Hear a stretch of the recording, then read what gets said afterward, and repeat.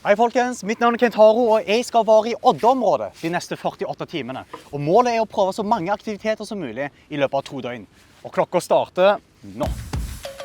Så først så skal jeg på en tur til Trolltunga, men det blir ikke en helt vanlig tur, skal jeg si deg.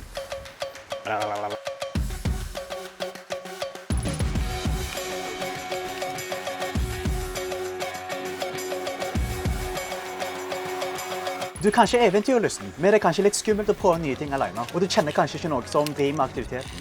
Men heldigvis så tilbyr mange organisasjoner gruppekurs. Surfing og klatring prøvde jeg for eksempel for første gang i form av gruppetime eller kurs.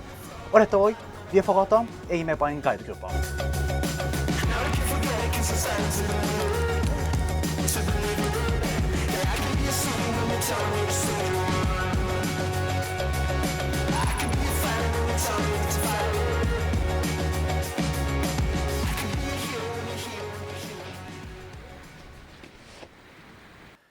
Altså, jeg har ikke brukt det så ofte i denne serien her, men den billigste måten å overnatte på er jo telt i skauen.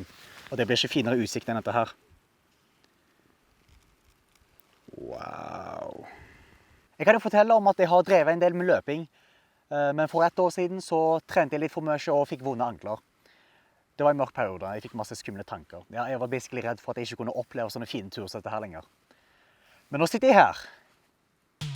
Jeg lærte en del av min pause fra løping. En av de tingene jeg lærte, som egentlig er en stor del av grunnen til at jeg er på dette sommereventyret, er at du kan gjøre utrolig mye mer enn å bare gå og løpe i norsk natur. Og det er viktig å ha en aktiv livsstil for både hodet og kroppen, men det er ingen idretter som er for alle, så du må finne ut hva du synes er gøy. Og du trenger heller ikke satse på en aktivitet. Det er mye å finne på, så utforsk gjerne alle mulighetene.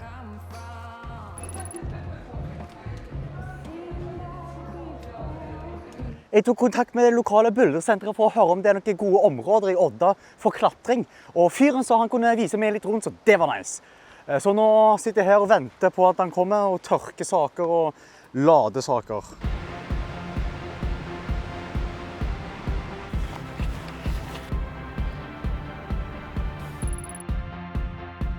Jeg ville finne aktiviteter som ikke var for belastende for beina, så det er derfor jeg prøvde meg på klatring og surfing for eksempel. Og nå vil jeg bare prøve på alt mulig rart man kan finne på ute.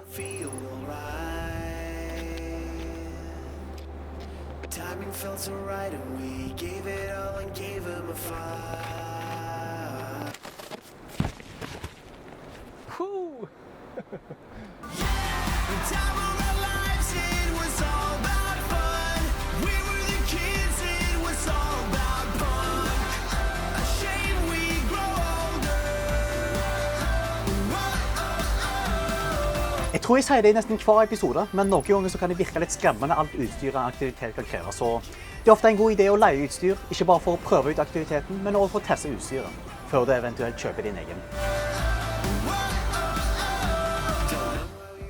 Så denne episoden her var litt ekstrem. Når du skal besøke et sted, så trenger du kanskje bare å prøve en av aktivitetene.